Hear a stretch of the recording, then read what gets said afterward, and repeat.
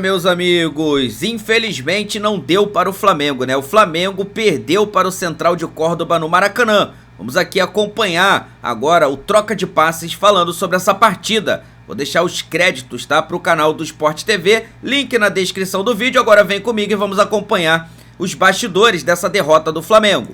A gente dizia ontem aqui que ele prometia não ser um jogo fácil. Afinal de contas, o Central Córdoba é o sexto colocado do seu grupo no campeonato argentino. Não seria uma baba qualquer que viria aqui ao Maracanã para enfrentar o Flamengo.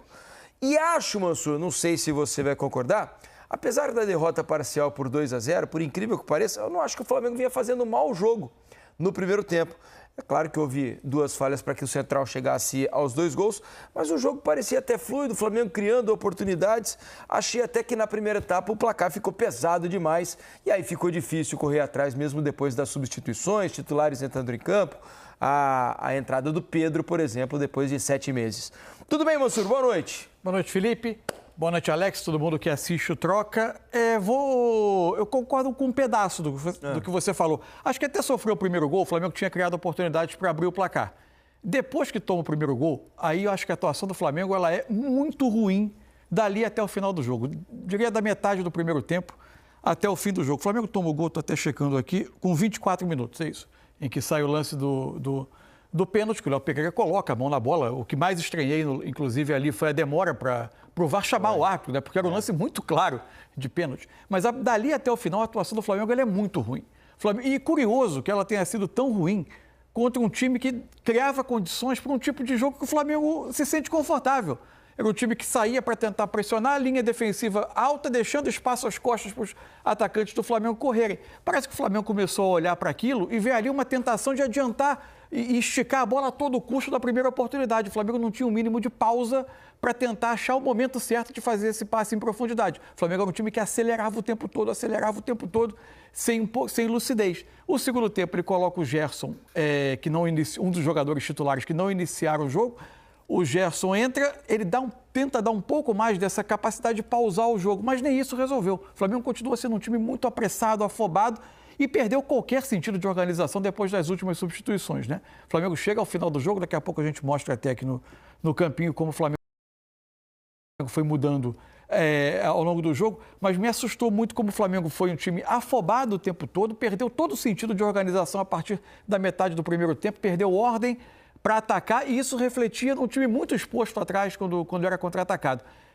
É uma atuação ruim, das piores que o Flamengo fez com o Felipe Luiz no comando, a segunda derrota dele desde que assumiu no ano passado, e abre uma frente de preocupação na Libertadores, num grupo que poderia ser mais administrável para o Flamengo, porque o Flamengo vai a Quito jogar com a LDU, não é nada fora do normal um time brasileiro perder da LDU em Quito. Sim. O Flamengo iria 3 pontos. Restando 2 partidas em casa, 9 pontos, não vai ser, muito provavelmente não serão suficientes. O Flamengo se veria obrigado a jogar contra o Central Córdoba na Argentina para buscar ou pontuar ou eventualmente até buscar a vitória. Se abre uma frente de preocupação inesperada muito cedo na temporada do Flamengo. Para dar informação, terminou no Allianz Parque agora, o Palmeiras venceu o Cerro Porteño 1-0. Ô, Alex, o quanto essa derrota do Flamengo hoje pode pesar, né? A gente sabe o quanto a Libertadores é cruel, né? A gente até imaginava que talvez o Flamengo fosse passear nessa primeira fase, né? Porque imaginávamos que o grupo em que está o Flamengo fosse mais acessível, eu diria, para que o Flamengo fizesse um primeiro turno bastante tranquilo. O problema é que a derrota de hoje dá uma complicada e provavelmente vai fazer com que o Flamengo vá buscar pontos fora nesses 2 jogos restantes longe do Maracanã. É isso, né, Alex? Boa noite. Boa noite, Felipe, Mansur, boa noite para todo mundo que está em casa. Esse exercício de repente, projetar aquilo que ainda não aconteceu pelo time que tem o Flamengo, acho que é normal e natural da gente pensar num passeio, já teve realmente, nos deu essa condição de poder falar isso. Só que se a gente for ver aquilo que de repente vem se arrastando da dificuldade de fazer gols do Flamengo e desses 3 últimos jogos, eu acho que foi bem por aí que a gente acho que comentou sobre qual desses jogos foi o pior do Flamengo, vamos dizer, né? Porque realmente ele está num momento que não está as coisas não estão fluindo, né? Individualmente, eu falo individualmente porque o coletivo, quando você tem um jogo assim difícil, você precisa assim de inspiração. É um drible, é um chute, é um movimento, e isso não aconteceu. E a gente pode olhar, você tem um domínio do jogo, nem sempre o domínio do jogo ele te faz ter mais chances claras ou com aquela possibilidade muito maior de vencer. O Flamengo sofreu 18 desarmes. Então isso mostra realmente uma boa marcação, sim, né, do central. E demonstrou, sim, porque na hora que chegava na beirada, o Flamengo chegava com pouca gente dentro da área, tentava terminar e o central estava super bem posicionado. Esse é o primeiro ponto. Só que do outro, o Flamengo também errou muito com isso, né? Acabou perdendo muitas possibilidades. A hora que você vai tentar construir algo, não acontece. E isso tem a ver com aquelas primeiras oportunidades do primeiro tempo perdida, porque realmente gera algo. Aí você vai lá, um pênalti que naturalmente ele não acontece, mas aconteceu. Uma bola parada, pode acontecer com qualquer time, aconteceu. E aí depois realmente vem uma carga de pressão para esse time que é pressionado a jogar, a ganhar. Não questão de dar espetáculo, mas ganhar jogando bem. Ele tem essa condição, mesmo entrando sem Gerson, sem, né, um ou outro ali, mas se você for ver o time que entrou, ele já tinha Wesley, condição. Pulgar e Gerson entraram. Você tinha condição de fazer algo melhor, então essa produtividade ele gera um alerta, que esse alerta pode gerar preocupação dependendo desse jogo em que é difícil você vencer lá.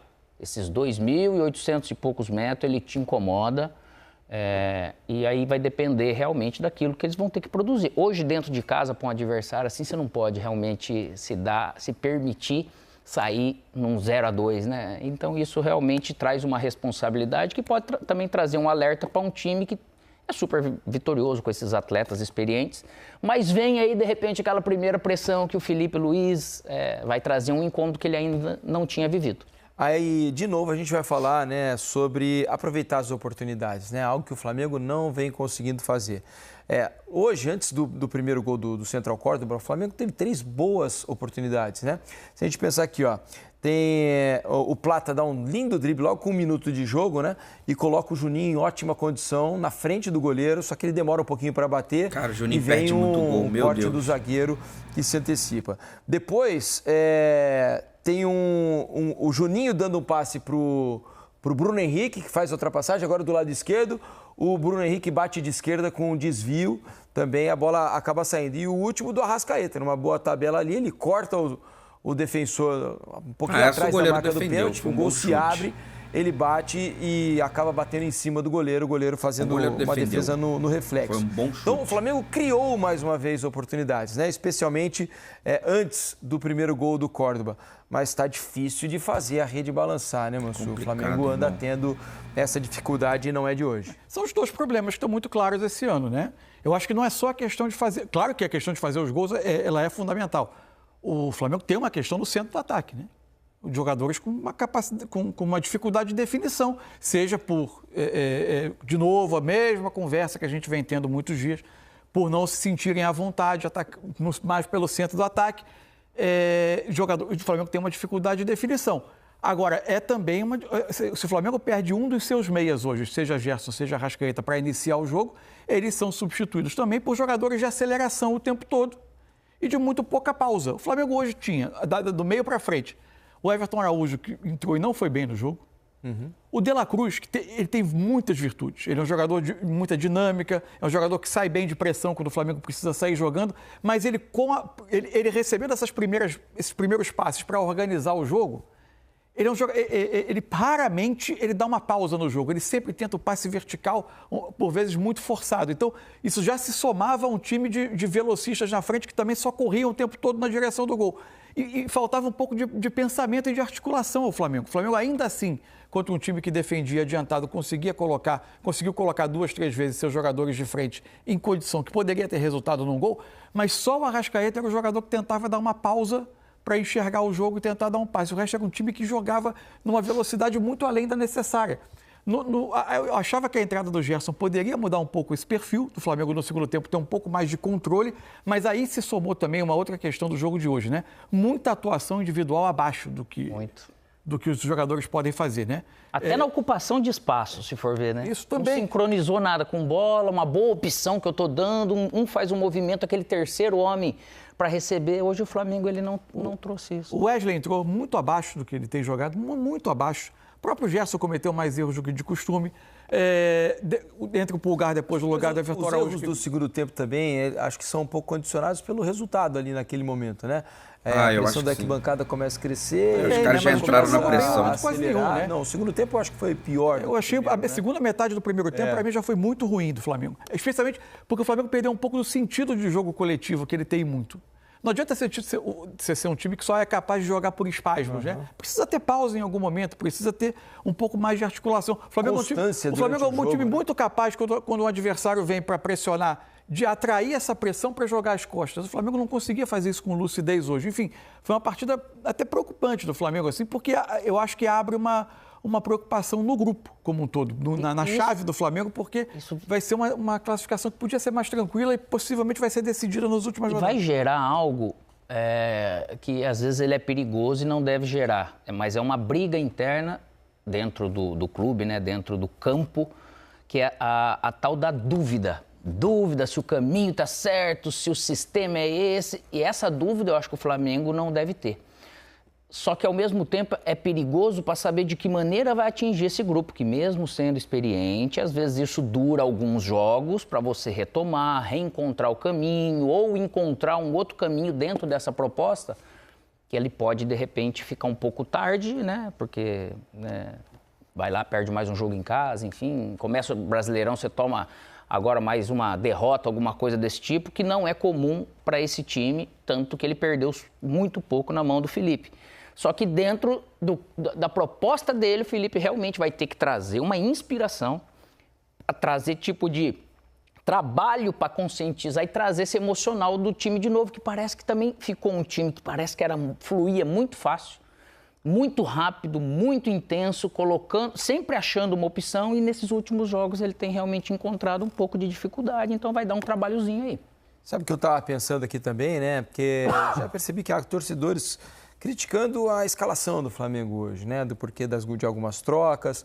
Era inevitável fazer trocas e em algum momento, né? O calendário agora é insano e vai ser necessário em algum momento, seja no Campeonato Brasileiro, seja algum jogo da Libertadores, você fazer as trocas. E o Flamengo tem um grande elenco exatamente para poder fazer essas trocas com mais naturalidade. Por isso, hoje, o Wesley ficou no banco de reservas, o Pulgar também não iniciou, o Gerson, Michael hoje sequer participou, nem estava no banco, entrou, né? Não entrou. Deixa eu ver se ele estava no banco. Michael estava no banco, hoje não entrou. Então, assim, as trocas são naturais. Agora, a questão de priorizar o Campeonato Brasileiro, Libertadores, nem sei se isso se faz por esse motivo, né? Lá atrás, me parece que já houve um posicionamento de que esse ano o Flamengo priorizaria o Campeonato Brasileiro, né? E acho que aparentemente está claro nisso. Eu acho que a questão do Flamengo, o Flamengo não vai priorizar o Campeonato Brasileiro, colocá-lo à frente da Libertadores e negligenciar a Libertadores. Claro. Acho que se há uma competição em que o Flamengo possivelmente vai entrar com times mais desfigurados do que hoje, vai ser a Copa do Brasil. Isso eu acho que vai acontecer pelo que está sinalizado. As prioridades são Brasileiro e Libertadores e a Copa do Brasil em seguida, como eu acho que é natural que seja. Em tese, é a competição menos nobre. Em termos de valor, de peso esportivo para a história do clube, de peso histórico, é a competição menos importante. Agora, mesmo assim, você tem um período longo do calendário que você está jogando de 3 em 3 dias, alternando Brasileiro e Libertadores. E os jogadores, os titulares, não vão poder jogar todos os jogos. Você vai precisar. Eu acho que é mais troca. Isso é absurdo. A gente vai precisar se habituar a isso nesse calendário. Eu acho que é mais aquela coincidência do momento, e eu estou jogando em casa, e por mais que você fale assim, o central ele marca bem, se defende bem e tal, você também acredita que em casa você vai ter essa condição de entrar com alguns pro segundo tempo e você fazer um jogo melhor que o Flamengo ele fez por isso no primeiro tempo. Só que o negócio virou. E eu acho que são muitos jogadores, o Mansur acho que trouxe isso, é um negócio para refletir, eu acho que é importante. São muitos jogadores abaixo individualmente. Tanto que a própria zaga, se for ver, cara, sempre deu uma sustentação absurda nesse sentido e hoje toma 2 gols que você fala, poxa, não é comum. O segundo gol não é normal, a forma como o Flamengo defendeu mal aquela bola parada. Isso, então deu uma dormidinha, que essa dormidinha ele dá. Não tem como você jogar um jogo em casa da Libertadores e falar, eu vou poupar pro brasileiro, isso aí não existe. Só que coincidiu de um jogo, ele falou, aqui eu preciso dar uma segurada. Isso foram 3 jogadores, gente. Não dá pra imaginar, o Flamengo vai receber o Central Córdoba no Maracanã. Mais 2 pilares, né? Pulgar e Gerson. Por mais que seja um time argentino, que está no meio de tabela do Campeonato Argentino, que não, obviamente não vai ser um time primário que vai chegar no Maracanã, mas você precisa esperar que com o elenco que está montado, que é possível. Eu acho que a discussão não está na formação. A discussão está, sim, não na formação para o jogo, está na formação do elenco. A formação do elenco, que tem questões que a gente vem apontando desde janeiro, ela, sim, em muitos momentos, está fazendo o Flamengo pagar um preço. O Flamengo tem dificuldade de definição de jogos e o Flamengo tem dificuldade de articulação quando não tem Gerson e Arrascaeta juntos. E hoje teve dificuldades até com os dois juntos em dado momento, porque aí sim, com a pressão do placar, do peso do estádio e tal, começou a ser um time ainda mais apressado do que lúcido. E chega ao final do jogo com uma formação... Felipe, vai vendo, Mansur, você vê que de repente o Flamengo gerou tão pouca surpresa nesse sistema defensivo que muitas vezes o Central ele conseguia assim dobrar essa marcação. Né? Porque entre as linhas, raramente você vai dar chance para um time talentoso igual o Flamengo. Mas a bola ela vai ter que entrar. E aí vai ter que ter o terceiro homem, o quarto homem, aquela questão que o Felipe sempre falou, preciso ter 2 caras infiltrando. E isso não aconteceu. Esse time que está se defendendo assim, ele começa a se sentir seguro dentro do jogo. E esse seguro dentro do jogo por quê? Porque essa parte de criatividade desse time, ele vai sempre naquela mesmice que você está fazendo naquele ritmo, você não alterna ritmo, não tem um drible, você não consegue criar nada para falar assim, poxa vida, aqui ele me enganou porque ele estava fazendo assim e agora ele mudou. Então é isso que facilitou um pouco esse sistema de marcação e esse time do Central ele foi ganhando cada vez, foi se enchendo de confiança cada vez mais. Mas você sabe que vendo o jogo ali, especialmente no primeiro tempo, antes até do gol do Central, eu imaginava, poxa, o Flamengo vai vencer com alguma tranquilidade, porque... A transição defensiva do Central era uma lentidão absurda, né? Em diversas oportunidades, o Flamengo teve a oportunidade de atacar 5 contra 5, 6 contra 6, 4 contra 4, porque o time do Central demorava muito para voltar quando tentava atacar o Flamengo. Só que sempre as decisões ali dos jogadores acabavam não sendo as melhores e o Flamengo desperdiçava essas oportunidades de, inclusive, finalizar. Por isso, acho até que o Central se ofereceu ao Flamengo num jogo mais franco e o Flamengo não conseguiu aproveitar nem assim. Mas essa é a grande surpresa, né? O Flamengo não bateu... Não foi um time super defensivo, bateu contra o muro. O Flamengo não foi bater contra o muro de um time protegendo a área. E mais, o Flamengo fez muitas de suas melhores atuações nesse tipo de jogo. Exato. E que os adversários iam para pressionar a saída do Flamengo ou iam para tentativa de um jogo mais franco. E o Flamengo tem uma grande capacidade de saída de bola, mas o Flamengo não conseguiu construir desde trás hoje. Ou apressou demais esse último passe. A quantidade de erros, de passe forçado, de tentativa de chegar rápido às costas da defesa adversária, sem passar eventualmente pelo meio. O jogo, em dado momento, se tornou um jogo de meio campo esvaziado, praticamente. O jogo ia de uma área a outra. Verdade. Numa ida e volta. Numa ida e volta. E mesmo assim, em tese, você num cenário desse, até o Flamengo, a gente já viu o Flamengo tirar partido disso, porque tem jogadores de talento na frente que com espaço podem acabar resolvendo o jogo mais fácil do que o adversário, o Flamengo não conseguiu resolver. Agora, após tomar o primeiro gol, aí para mim a atuação do Flamengo, o jogo não era difícil antes do primeiro gol. A sensação esse é um jogo que o Flamengo vai resolver. Perdeu um gol, perdeu outro gol, mas as situações estão aparecendo. Após tomar o gol, o Flamengo se perdeu muito no jogo. Dos cruzamentos. Parou de criar também, né? Dos cruzamentos, você percebe que às vezes está dentro de campo, você percebe que você não está conseguindo passar essa defesa, você não está conseguindo fazer as coisas. Só que chega na beirada, você não está tão bem posicionado, ocupando bem a área do adversário e mesmo assim você cruza.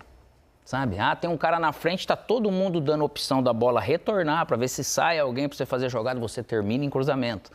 Mesmo estando mal posicionado, pouco ocupada e tudo isso. E quando a bola volta para trás, aquela coisa que você olha para o campo, está todo mundo parado, e para você que está com a bola, você fala, cara, o que eu vou fazer? E até nessa questão, você precisa ter uma coragem, ter alguém que dribla, tira alguém da frente. Nesse sentido de trás para frente, o Flamengo não tem, né, essa questão. Não tem esse hábito de poder fazer esse tipo de jogada. Então, a hora que eu balanço para um lado, que a bola volta lá atrás, aí tem aquela lentidão porque eu não tenho opção, poxa vida, aí a defesa vem, ela acaba se encontrando de novo. Não precisa nem pressionar a bola, porque a bola já está pressionada, porque aqui ela não encontra nenhum tipo de movimento para abrir espaço e aí você fica meio cego. O Nilmar usava assim, que falava, quando às vezes tem jogador ou algum momento que recebia a bola, ele falava, fechou a cortina, né? Tipo, tá cego, o cara não enxerga mais nada, deu blackout, cara, é por aí. Você sabe que a gente está conversando, né? E você falou, Alex, agora há pouco sobre a quantidade de cruzamentos, né, do Flamengo. Aí fui dar uma checada na estatística. O Flamengo fez 40 cruzamentos hoje. 40 cruzamentos à área, né? Desses 40, só 7 encontraram algum jogador do Flamengo. Então é um aproveitamento muito baixo. O time do Córdoba, por exemplo, cruzou 5 bolas só e acertou 3 no alvo, né? Em um jogador do Córdoba. Então é muito cruzamento para pouco aproveitamento. Aí os outros números do jogo para vocês. 31 desses cruzamentos, 31 no segundo tempo. Então, especialmente depois que juntou Pedro e Bruno Henrique como dupla na frente. Normalmente, excesso de cruzamentos é um sinônimo de falta de lucidez. Falta de lucidez, de pressa, de tentativa desesperada. E outra, cara, você pensa que não, insegurança. Você tocar a bola, medo de perder a bola. Isso em alguns jogos, em alguns momentos, dá medo sim de você errar. Cara. Olha o mapa de calor do central de campo, só na defesa. Então, nos números aqui, ó, posse de bola, o Flamengo ficou quase 70% com a bola, né? 68 a 32. Só defesa lá. Total de passes, 617 a 180 só do Central Córdoba. É o domínio, né? Passes certos, índice baixo do Flamengo, se a gente for ver, né? 85% não é um índice dos melhores. O do Córdoba, nem se fale, 70%. 18 a 8 em finalizações para o Flamengo, 7 a 6 em finalizações. Olha para você ver o nível de eficiência, Veja né? que o Córdoba finalizou com qualidade, né? Nas vezes que chegou ao ataque. Impedimentos, 3 do time argentino, 1 do Flamengo, 10 a 1 em escanteios para o Flamengo, 6 desarmes a 18, esse é o dado citado pelo Alex agora há pouco, né? Faltas cometidas, 11 a 13, 2 cartões amarelos para jogadores do Flamengo, 4 para o Central Córdoba. E olha o mapa de calor do Flamengo, né? Veja como o Flamengo explorou muito as pontas do campo, mas do lado esquerdo quase não chegou à linha de fundo, né, Mansur? Ficou ali naquela zona intermediária, né? Especialmente no segundo tempo teve a presença do Wesley para ter mais passagem por ali. Mas sim, você vê que o jogo quase todo está concentrado dos lados, né? O Flamengo, o trio de ataque do Flamengo que iniciou o jogo é um trio de jogadores que participa pouco na construção, né? Eles são jogadores que estão o tempo todo pesando a linha, o Juninho também fazendo às vezes o movimento do centro do ataque para o lado para tentar buscar a bola. Isso gera uma dificuldade do Flamengo quando precisa ter um passe a mais, sabe, uma pausa para essa construção, com um pouco mais de articulação. O Flamengo não consegue. Esses jogadores estão sempre pedindo a bola nas costas, em profundidade o tempo todo. Eu acho que essa mistura de características no ataque do Flamengo, o Flamengo não tem. Agora, com o Pedro, eu imagino que essa entrada de hoje, ela é o início de um processo que ainda não vai ser gradativo, né, do Pedro ir ganhando tempo, jogando um pouco mais. Precisa de tempo. Aí é paciência. É isso. Não tem jeito. É uma outra característica que o Flamengo vai acrescentar, importante, um jogador mais acostumado a decidir, mas que, por outro lado, também vai exigir uma adaptação em alguns aspectos do jogo. Porque nada garante, por exemplo, que essa postura do Flamengo de ser, com o Felipe Luiz, um time que pressiona imediatamente para recuperar a bola, que um time com Pedro e Arrascaeta no ataque vai nas duas posições mais adiantadas do time, especialmente quando o Flamengo está sem bola, que eles vão conseguir manter essa capacidade. O Pedro nunca foi um jogador muito especializado nessa pressão, o Arrascaeta tão pouco, por questões físicas também, por momento da carreira. Vai precisar de algumas adaptações. O Pedro também não é. O Felipe Luiz gosta que o seu centroavante, o seu 9, e pelo menos mais um dos atacantes, seja um jogador que ataque muito espaço. O Pedro não é um jogador de atacar o tempo todo o espaço. Ele é um jogador que vem um pouco, às vezes, na direção da bola. É um outro tipo de movimento. Enfim, vai precisar de adaptações também. É um trabalho agora que o Felipe vai ter com essa volta do Pedro, que acrescenta, óbvio, não estou dizendo que ela é um problema, né? Claro. Eu sou maluco. Ela acrescenta tecnicamente muito, especialmente em finalização, que vem sendo um problema do time. Hoje deu para ver alguma coisa do Pedro, foi muito pouco tempo, muito né? pouco. Foi cerca de 15 minutos ali poucas em campo, intervenções, né? Com a bola. Praticamente não tocou na bola. O retorno é difícil depois desse tempo todo, porque você perde muitos reflexos, né? O pessoal tá voando. Na hora que você olha para cá, o cara já tá indo pro outro lado, entendeu? Assim, na hora que você vai dominar a bola, o cara tá te antecipando. E chama a atenção, né, Alex, Mansur, a gente que acompanha esse tipo de lesão já há bastante tempo, que o Pedro voltou antes do tempo normal, assim, né? Porque antigamente O protocolo, eu fiz inclusive um programa sobre lesões graves do joelho aqui no Sport TV, uns 10 anos atrás mais ou menos, e entrevistei diversos médicos especialistas, né? Naquela época eles diziam que o protocolo era de 6 meses para uma lesão de ligamento cruzado anterior, como foi essa do Pedro. Só que os estudos mais recentes, de acordo com os mesmos médicos, né, dão conta de que há uma chance maior de uma recidiva caso o jogador volte ali em torno dos 6 meses, como era antigamente. Então, esse protocolo aumentou um pouco, né? Hoje, os médicos levam de 8, 9 meses, em alguns casos até 1 ano, para que o jogador possa voltar. E o Pedro voltou em 7 meses, né? Hoje são 7 meses desde a cirurgia. Ele teve 3 ações com a bola no jogo só. 3, né? Muito pouco ainda. Deu um passe na direção do gol, né? Um passe, eles chamam de passe. Algumas estatísticas chamam de passe decisivo, né? Que é buscando um jogador para em posição de finalização. E deu outros 2, deu ao todo 3 passes, 2 deles completos, não finalizou. E o que é muito natural, cara. Assim, aparentemente, né, Alex e Mansur, os médicos conseguiram acelerar de alguma maneira aí esse processo para que ele ajudasse o Flamengo mais rapidamente. A gente tem que entender que de um para outro tem essa diferença. A readaptação a todos os movimentos, ao ganho da sua massa muscular, massa magra, a sua condição de ganho de força de novo e todas as adaptações para todos os movimentos. Né? O pessoal, já numa parte mais antiga, assim, que pega ali dos Estados Unidos, vamos dizer, eles sempre defenderam algo de 8 a 10. Por quê? Porque tem uma readaptação biomecânica que você coloca um enxerto ali no ligamento. Então você ganha força. Teve jogador que com 5 meses, quantos a gente viu voltar a jogar? Não teve problema e teve outros que tiveram. Então, para ter um cuidado, de repente, um pouco a mais com essa readaptação biomecânica por causa da recidiva. Se ele voltou com 7 meses, é óbvio que pela competência do pessoal do Flamengo ele está apto. Isso não impede que ele tenha risco de outro tipo de lesão ou da mesma lesão, tomara a Deus que não, por causa disso. Então, realmente, desde a cirurgia, tudo que ele fez, ele conseguiu realmente, eles, né, conseguiram chegar num ponto para agora estar entrando em campo. Então, eles ganharam um certo tempo. Só que no futebol, às vezes você pensa que você está ganhando tempo, mas você também está dando um passo muito adiantado. Aí tem alguns riscos de outras possibilidades, que tomara que não aconteça com o Pedro, mas ele vai precisar realmente de mais dias, de mais jogos, para poder se sentir natural de novo. É isso aí, tomara que ele volte à grande forma, né, que estava antes da lesão. Deixa eu mostrar aqui, pedir para colocar de novo a classificação, né, que a gente não destacou como é que está o grupo. Lembrando que está rolando agora o outro jogo do grupo, né, lá em Quito, a LDU está empatando com o Deportivo Táchira 0-0. O jogo começou às 11 da noite, isso. Então, nesse momento, o jogo está no intervalo. Nesse momento, com o empate lá de Quito, um empate ainda provisório, né? O Córdoba está na frente com 4, Flamengo 3, LDU 2, Táchira 1. Esse empate, por enquanto, está ajudando o Flamengo em termos de classificação. Curioso do jogo é que o Táchira finalizou mais que a LDU e o XG, os gols esperados do Táchira, são o dobro da LDU no primeiro tempo. E vou te dizer mais, inclusive, aparentemente a LDU está com problemas para jogar em casa, porque eu fui dar uma olhada nas estatísticas, né, para dar uma olhada no Córdoba antes do jogo contra o Flamengo, o Córdoba também foi melhor. Pelo menos eu não assisti o jogo, do 0-0 da primeira rodada. Nas estatísticas, o Córdoba teve mais finalizações, ficou mais com a bola. Mas foi na Argentina o jogo. O jogo foi na Argentina. Na Argentina. Mas o Córdoba também foi superior. 17-5 finalizações. Gols esperados, 1,32 do Central Córdoba, 0,3 da LDU. Mas aí que tá o detalhe. A LDU já tinha tido bastante problema na primeira rodada. O maior problema não é somente você olhar a tabela agora, porque a tabela... O grupo, ele é, de certa forma, favorável ao Flamengo, né? Nesse sentido.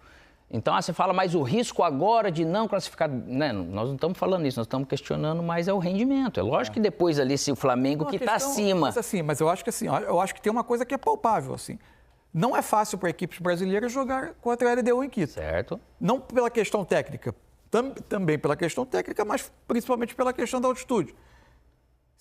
Não é um resultado anormal. Então, o Flamengo se vê numa situação em que um resultado que está longe de ser anormal pelo histórico, colocaria o Flamengo pendurado numa situação muito difícil, podendo estar fora da zona de classificação na virada da metade da primeira fase.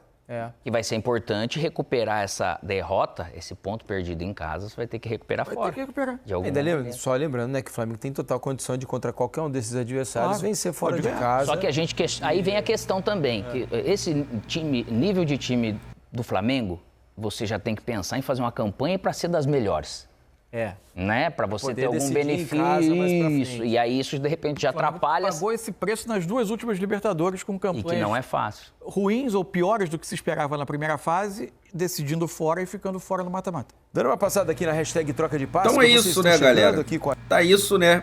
Você ouviu aí os bastidores dessa derrota do Flamengo, né? Até estranho para nós falar derrota do Flamengo, porque o Flamengo dificilmente perde jogos, principalmente jogando no Maracanã, e por incrível que pareça, né, o Central de Córdoba conseguiu fazer 2 gols, achou um pênalti ali, depois conseguiu outro gol, se fechou e o Flamengo não conseguiu jogar. Agora é botar a cabeça no lugar, pensar no que aconteceu, refletir para corrigir esses erros a tempo e conseguir aí essa classificação, né, na Libertadores, logicamente, e ficar tranquilo, né, pensando aí na próxima fase. Então agora é o Felipe Luiz corrigir algumas situações, conversar com os jogadores e vamos acompanhar, né, o que vai acontecer aí agora nos bastidores com essa derrota do Flamengo, coisa que realmente nenhum de nós rubro-negros esperávamos. Uma noite realmente decepcionante para todos nós